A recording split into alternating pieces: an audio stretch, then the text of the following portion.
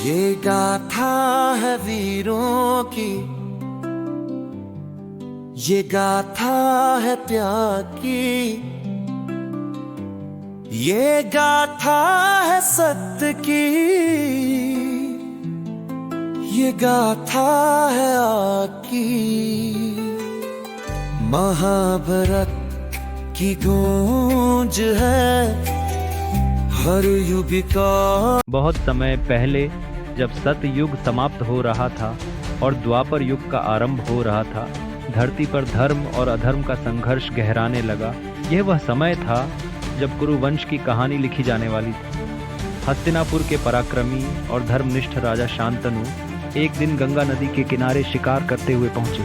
तभी उन्होंने देखा एक दिव्य स्त्री गंगा, जो अपनी अलौकिक आभा से वातावरण को पवित्र कर रही थी। शांतनु उनकी सुंदरता पर मोहित हो गए। गंगा ने शांतनु के प्रेम प्रस्ताव को स्वीकार किया, लेकिन एक शर्त रखी। राजन, यदि आप मुझसे विवाह करना चाहते हैं तो आपको यह वचन देना होगा कि आप कभी मेरे किसी कार्य पर प्रश्न नहीं करेंगे। प्रेम में डूबे शांतनु ने यह शर्त स्वीकार कर ली।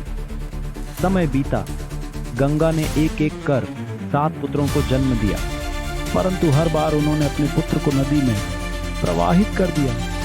शांतनु यह देखकर व्यथित होते रहे, लेकिन अपने वचन के कारण मौन रहे। 8वें पुत्र के जन्म पर जब गंगा उसे भी नदी में बहाने लगी तो शांतनु का धैर्य टूट गया। उन्होंने अपने वचन को तोड़ते हुए गंगा से पूछा, यह क्या हो रहा है?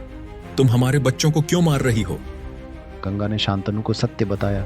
ये 8 वसु हैं, जिन्हें अर्षि वशिष्ठ ने श्राप दिया था। मैं इनकी मां बनी हूं ताकि इनका श्राप समाप्त कर सकूं। 7 वसु मुक्त हो चुके हैं, लेकिन यह 8वां श्रेष्ठ वसु पृथ्वी पर मानव जीवन जिएगा।